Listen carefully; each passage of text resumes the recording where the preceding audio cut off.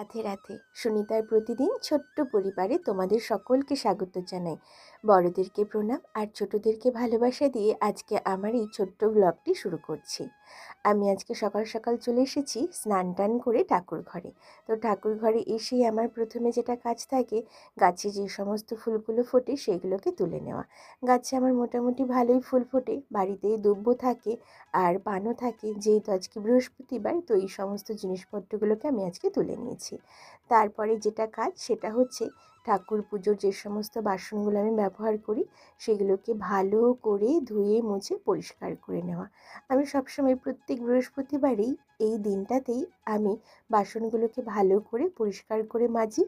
আর ভালো করে মাজা টাজা হয়ে গেলে পরে ঠাকুর ঘরটাকে ভালো করে মুছে নিই। আর ঠাকুর ঘর মোছা হয়ে গেলে পরেই যেই শুকিয়ে যায়, তখন যেই বাসনগুলোকে আমি ধুয়েছি সেগুলোকে একটু জল ঝরাতে রেখে দিই। এই জলটা ঝরে গেলে পরে পুজোর কাজ করতে ভীষণ সুবিধা হয়। তা নাহলে একটা বাসন তুলবো, একটু জল পড়বে, আরেকটা বাসন তুলবো, জল পড়বে, তাতে না ঠাকুর ঘরটা একদম ভেজা ভেজা হয়ে যায়। আর ঠাকুর ঘরের মধ্যে যে সিংহাসনটা আছে, এখান থেকে সমস্ত দেবদেবীদের নামিয়ে তারপরে আসনের কাপড়টা তুলে ভালো করে মুছে নিয়ে পরিষ্কার করে নিয়ে তারপরেই আমি নতুন কাপড় যেটা পাতবো, নতুন বলতে যে কাপড়গুলো আমার ধোয়া পোছা থাকে সেগুলোকেই আমি এখানে পেতে থাকি। তো সেই কাপড়গুলো আমি একটা ব্যাগের মধ্যে ভরে রাখি। তো ব্যাগটা খুলে তারপরে সেই কাপড়গুলোকে বার করি, যেগুলো আমি সিংহাসনে পাতবো। ধোয়া কাপড় ভালো করে পেতে নিচ্ছি। আর এদিকে একদম সেট করা হয়ে গেছে সব কিছু। তো এদিকে সমস্ত দেবদেবীদেরকে আবার আমি জায়গায় বসিয়ে দিলাম। বৃহস্পতিবারে পুজোর কাজ করতে একটু দেরি হয় বটে, কিন্তু সমস্ত দেবদেবীদেরকে নামিয়ে আসন তুলে আবার নতুন আসন পেতে আর ঠাকুরদেরকে স্নান করিয়ে নতুন বস্ত্র আবার পরিয়ে দিয়ে এই সমস্তগুলো করতে একটু দেরি হয়। তাই জন্য প্রতি বৃহস্পতিবারে অন্যান্য কাজের চাপটা আমি প্রায়শই কমই রাখি। যেহেতু ঠাকুরদের এই কাজগুলো আমাকে করতে হয়, তাই জন্যই কম রাখি। মা লক্ষ্মীকে একটু অন্যরকমভাবে শাড়ি পরালাম, মানে ঘাগরা স্টাইলে। তো সেই শাড়িটা পরিয়ে দিলাম আর এদিকে সমস্ত অলংকারে সুসজ্জিত করে দিলাম। মা লক্ষ্মীকে সাজাতে ভীষণই আনন্দ পাই আর ভালোও লাগে। আর ঠাকুরের সাজসজ্জা মোটামুটি হয়ে গেছে। আর ঠাকুরের যে সমস্ত অলংকারগুলো থাকে সেগুলো পরিয়ে দিতে মন্দ লাগে না, ভালোই লাগে। আমার মা লক্ষ্মীকে আজকে সাজিয়ে তুলেছি।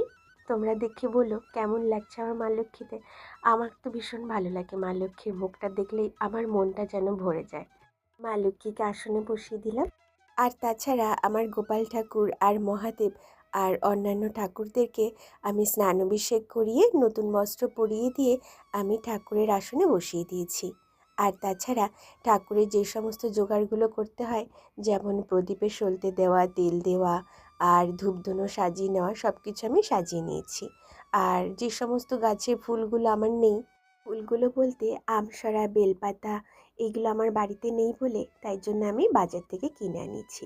আর কিনে নিয়ে সে সমস্ত ফুলগুলোর মধ্যে আগে গঙ্গা জল ছিটিয়ে দিলাম। ছিটিয়ে দেওয়ার পরে ভালো করে তুলসী পাতা, বেলপাতা, আমসরা আর কলা, দুব্বো, এগুলো সমস্ত কিছু আমি একটুখানি জল দিয়ে ধুয়ে নিয়েছি।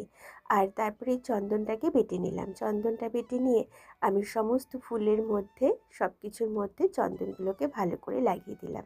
এই ঝুড়ির মধ্যে যেই ফুলগুলো দেখা যাচ্ছে সেগুলো আমি আমার বাড়ির গাছ থেকে তুলেছিলাম। সেই বাড়ির গাছের ফুলগুলোর মধ্যেও আমি একটু একটু করে চন্দন লাগিয়ে দিচ্ছি। আর এদিকে তুলসী পাতা নিয়ে জোড়ায় জোড়ায় তৈরি করে নিচ্ছি। রাধা মাধব গোপাল ঠাকুরকে তো তুলসী পাতা দিতেই হবে। তো সেই জন্য আমি জোড়ায় জোড়ায় তৈরি করা হয়ে গেলে পরে আমি ঠাকুরের চরণে চরণে আমি সেই তুলসী পাতাগুলো অর্পণ করে দেবো। রাধা মাধবের চরণে তুলসী পাতা অর্পণ করলাম আর গোপাল ঠাকুরের বুকের মধ্যে তুলসী পাতা অর্পণ করে দিলাম। মহাদেবকে চন্দনের তিলক লাগিয়ে দিলাম আর নন্দীকেও চন্দনের তিলক লাগিয়ে দিয়ে বেলপাতার মধ্যে ভালো করে চন্দন লেপন করে মহাদেবকে বেলপাতা অর্পণ করলাম। বৃহস্পতিবার মানে মা লক্ষ্মীর পুজো তো অবশ্যই, কিন্তু সাথে সমস্ত কিছু নতুন করে সাজসজ্জা, মানে সরঞ্জামগুলোকে নতুন করে গুছিয়ে নিতে নিতে একটু দেরি হয়ে যায়। কিন্তু এইভাবে করে গুছিয়ে গাছিয়ে পুজো করতে মনটা খুব আনন্দিত হয়। তো আজকে আমার ঘরে সেরকম কোনো ফল প্রসাদ কিছুই ছিল না, তাই জন্য আজকে একটু গুড়ের বাতাসাই ঠাকুরকে অর্পণ করছি। আর থালার মধ্যে তুলসী পাতা, একটুখানি ফুল দিয়ে দিলাম। ঠাকুরের আসনে থালায় গ্লাসগুলোকে সাজিয়ে দিলাম। আমার এদিকে ঠাকুরের সমস্ত জোগাড় হয়ে গেছে। এইবার যেটা আসল জোগাড় সেটা হচ্ছে মা লক্ষ্মীর ঘট স্থাপন। তো সেই জোগাড়টা আমি এবার করে নিচ্ছি। তো প্রত্যেক বৃহস্পতিবারে আমি এইভাবে করেই মা লক্ষ্মীর ঘট স্থাপন করে থাকি।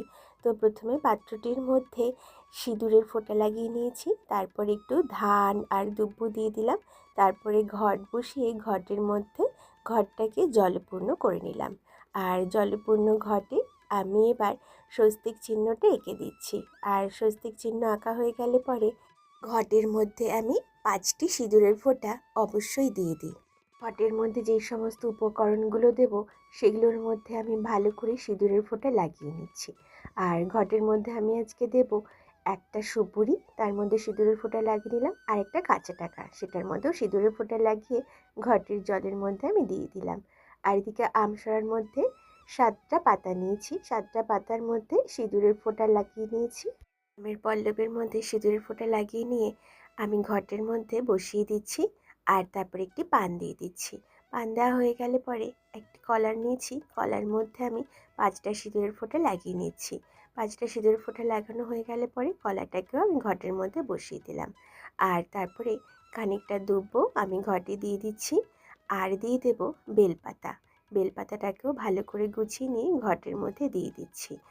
আর তারপরে ফুলগুলোকে সাজিয়ে নিচ্ছি ঘটের মধ্যে। এইভাবে করেই প্রত্যেক বৃহস্পতিবারে আমি ঘরটাকে সাজিয়ে তুলি। তো ঘর সাজানো হয়ে গেছে, এরপরে আসছে মা লক্ষ্মীর সামনে আমি ঘরটাকে বসিয়ে দেওয়ার পালা। আর হ্যাঁ, আমি না প্রত্যেক বৃহস্পতিবারে 2টি হোক 1টি হোক নীলকণ্ঠ ফুল নারায়ণকে স্মরণ করে আমি মা লক্ষ্মীর সামনে আমি ঘরটা স্থাপন করে দিই। এই যে ছোট্ট ছোট্ট পানগুলো দেখতে পাচ্ছ, এই পানগুলো আমার বাড়ির গাছের পান। তো প্রত্যেক বৃহস্পতিবারেই আমি মা লক্ষ্মীর ঘটে তো বাড়ির গাছের পান তো দেবই, তার সাথে আমি একটি পান খিলি করে মা লক্ষ্মীর হাতে দিয়ে দিই। পান সুপুরি ঠাকুরকে দিতে হয়, তাই জন্য পান সুপুরি দিয়ে ওইদিকে ঠাকুরের আসনে বসিয়ে দিলাম।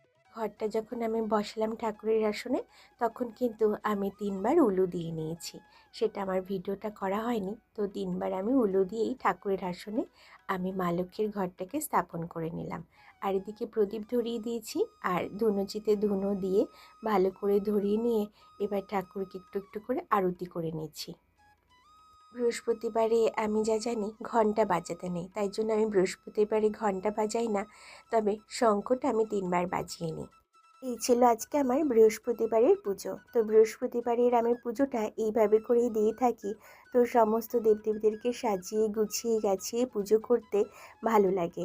আর ঠাকুরদেরকে তো সাজিয়ে মন ভরে পুজো দিতে তো আরও বেশি ভালো লাগে। তো এই ছিল আজকের আমার ভিডিওটা। তো কেমন হয়েছে জানিও, আর পাশে থেকো। আর সামনের দিন আবার আরেকদিনকে দেখা হবে। রাধে রাধে।